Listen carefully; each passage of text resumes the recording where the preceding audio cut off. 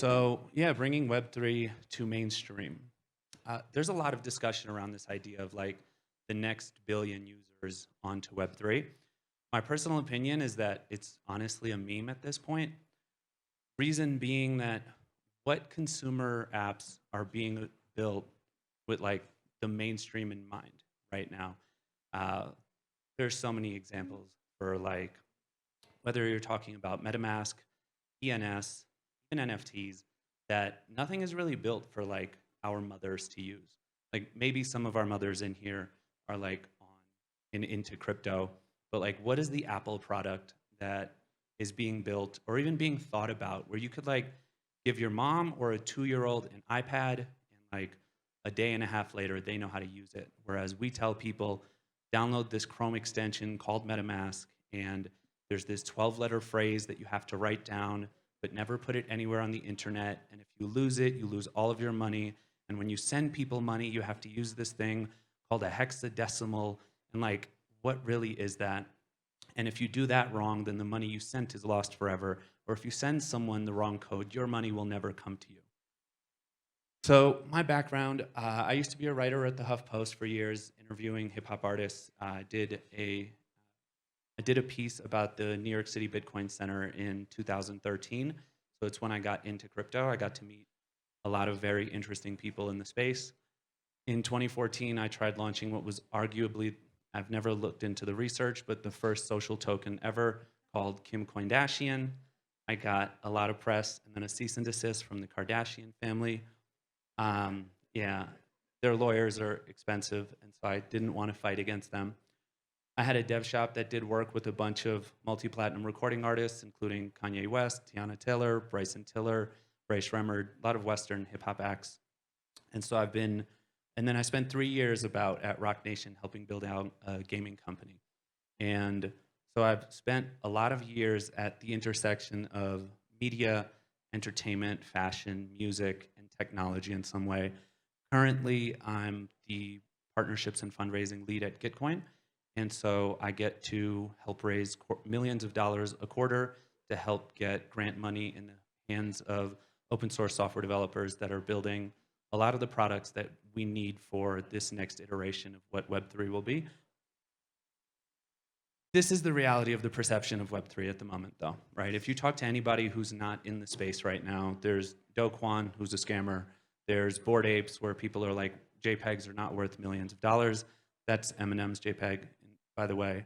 We have Alex Masinski here from Celsius, who literally has a T-shirt on that says, banks are not your friends. And just last week, it came out that the executives at Celsius took over $55 million out before the actual collapse happened. There's Three Arrows Capital that helped to basically like start the bear market that we're in now. And then that's supposed to be like a shadowy coder hacker. And even today, we had the hack happen with Mango, where it was $112 million. And the guy then put up a forum post and said that he was willing to give most of the money back if they would say that they weren't going to actually press charges. But since he had stolen so much funds, he was able to vote yes on that proposal. So he gave a bunch of money back, kept some of the money, but guaranteed that they're not going to be able to press charges using the funds on the vote for his vote, using the funds that he stole. So like this is what Web3 really is to people like outside of this room. Product usability is terrible. I talked about it a little bit before. You guys have been to DevCon, ENS is doing this cool thing where you can pick up a card with your ENS, right?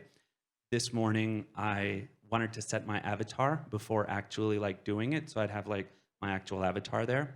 It took me 3 attempts at figuring it out, gas money each time, and looking at random articles and YouTube videos to figure out, oh, I have to put ERC 1155, not ERC 721. And this is my token ID, and this is the transaction address, and here's the contract address. Like, this stuff doesn't work well, like plain and simple. And then we suck at narrative. Now, after the merge, like we use less than like a tweet or something, an email. Like, but what have we actually done since the merge? There was so much talk leading up to the merge of like how this will change everything. And the merge isn't priced in and like all this bullshit. And realistically speaking, like since the merge happened, prices have tanked, nothing has happened. We've done nothing in terms of like actually getting in front of the media and being able to explain some of this stuff. You know, this is the Sustainability Blockchain Summit. I help run the climate round at Gitcoin that we run every quarter.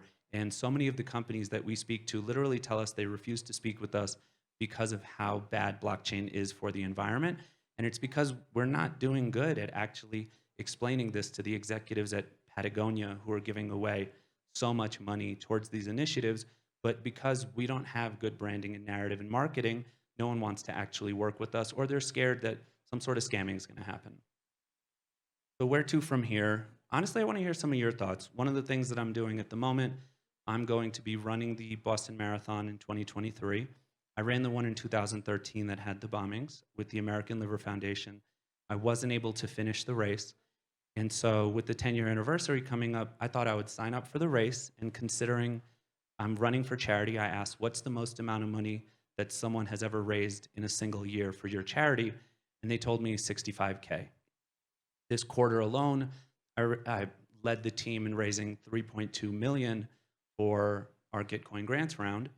And so I thought this would be completely easy to blow away. 65K is not a lot of money. It is a lot of money, but compared to the crypto rich people, it's not a lot of money.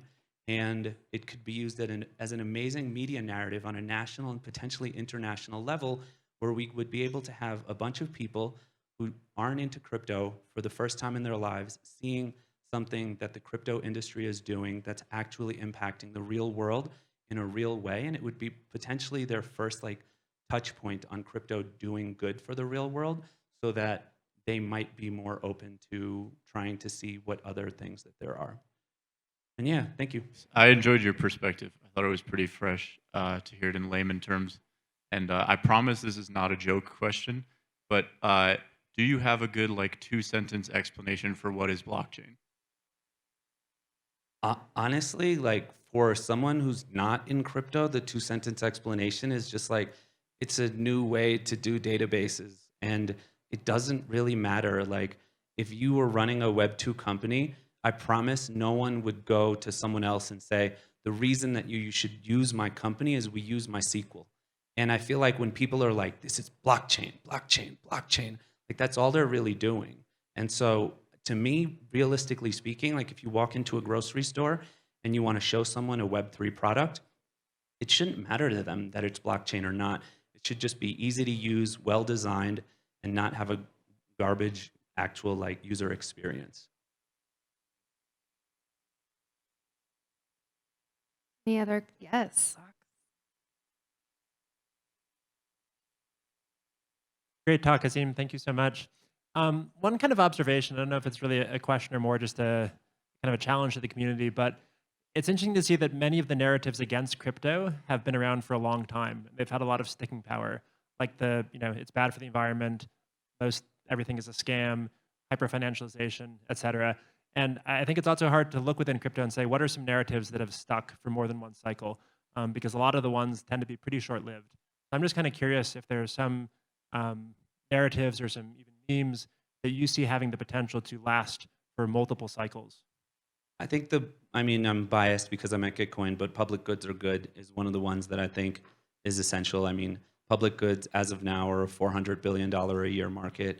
And with the unbundling of Web2 products being turned into protocols that people can own, and us moving away from some of those old products, I think this turns into a multi-trillion-dollar industry, which then creates narratives of people from Peru who ended up getting a job in Web3 for a company that's based nowhere and ends up being able to help their families. And so I think, or what Gitcoin's done with being able to help so many people create products and then start companies and hire people. So even just the human level things is what I'm most interested in, even less so than the technology part. It's why with the race happening, I want the idea of we raised 10 times more than the person who's ever raised the most money for the Liver Foundation to be the story, because then it's going to be crypto at the forefront of having done some really good for regular people in a regular way.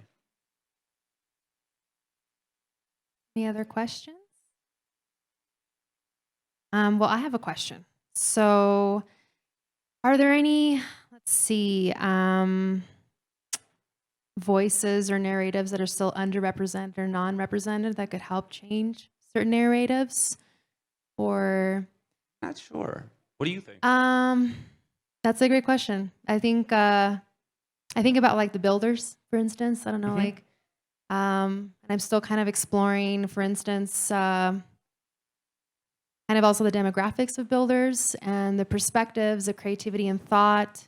Yeah, actually, I don't have an answer myself, but I don't know. I think there's still a lot of underrepresented voices out there that I think could help tap into and help change narratives. Yeah, I totally agree. And I think it needs to move past like looking at the traditional like white guy from Stanford or Wharton, which is one of the things that like I think Web3 does really well is like I think we're going to end up seeing massive adoption in Latin America, in Africa, in parts of Asia. I think it's going to be a lot easier for us to have no switching costs. Like I'm with JP Morgan. The idea of me moving everything away from JP Morgan into crypto and living fully in a crypto way is honestly a hard sell. And so thinking about most of the people in the United States, even though we're still underbanked in the US, it's one of the things that I think is a difficult sell. Whereas if you're in parts of the world where you've never had access to banking and someone says, here's this new tech and here's a simple and easy way for you to be able to store money and do transactions with it on a daily basis, like they'll never want JP Morgan or Bank of America or Citibank. And so that I think those are going to be the underrepresented voices where even something that's bugged the hell out of me was like how everyone has been so afraid of safety concerns in Bogota. And like, don't get me wrong, like I'm sure that and I know that there are rough parts of this city, but like people get mugged in New York and Paris and LA with knives and guns every single day. And no one would ever say like, be careful in Paris. But because we come to the place where there's people of color, all of a sudden it becomes this like, remember to be afraid because it's the colored people everywhere.